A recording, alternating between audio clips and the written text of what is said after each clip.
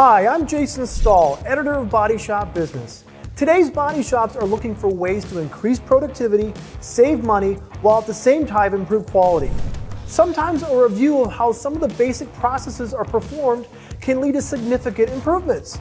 Today, Tim McKinney, Senior Application Engineer from Evercoat, will provide an in-depth review of the basics of mixing, applying, and sanding body filler and putty to help ensure a quality foundation for automotive paint.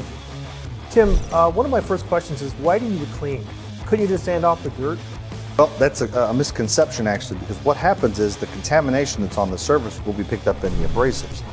It's a good idea to clean the entire panel. Start off with soap and water to remove all the organic things that would be on here, tree sap, road salt.